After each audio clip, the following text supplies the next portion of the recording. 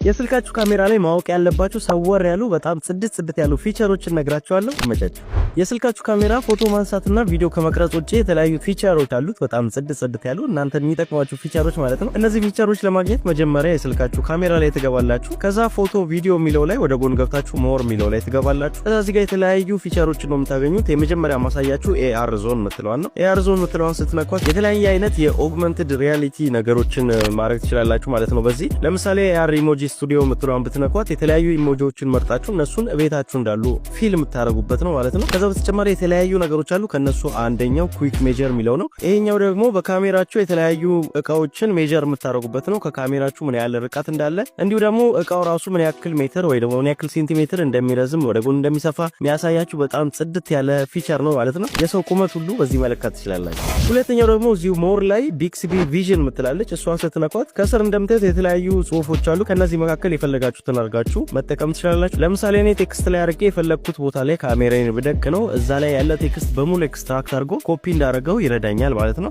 ከዛ በተጨማሪ ደግሞ ትራንስሌት ላይ አድርጌም ካሜራዬን ባደረገው የተለያዩ ቋንቋዎችን ወደ ፈለጋችሁት ቋንቋ እዚሁ ካሜራችሁ ላይ ትራንስሌት ያደርግላችኋል ማለት ነው። ከነዚህ ወጣ ስንል ደግሞ ስልካችሁ እናንተንም እንዲሁ ደግሞ የምትቀርጹትንም በአንድ ጊዜ መቅረጽ እንደሚችል ታውቃላችሁ። እሱን ለማግኘት ቅድም እንዳደረግነው ሞር የሚለው ላይ እንገባና ዱዋል ሪከርዲንግ የምትለው ላይ እንገባለን። ከዚህ በኋላ እናንተን በፍሮንት ካሜራ ይቀርጻችኋል፣ በጀርባው በዋናው ካሜራው ደግሞ ጀርባ ላይ ያለውን ነገር እየቀረጸ ያሳያችኋል ማለት ነው። በጣም ጽድት ያለ ፊቸር ነው ይሄ። አንዳንድ ስልኮች ላይ ዳይሬክተርስ ቪው ብሎ ይመጣል፣ አንዳንድ ስልኮች ላይ ደግሞ ላይኖር ይችላል። ስለዚህ የእናንተ ስልክ ላይ ከሌለ ያው ስልካችሁ ላይ የለም ማለት ነው። እነዚህ ካሜራ ፊቸሮች እንደተመቻችሁ በጣም እርግጠኛ ነኝ። ከተመቻችሁ ደግሞ ላይክ እና ፎሎ ማድረግ አትርሱ። ይመቻችሁ። ፒስ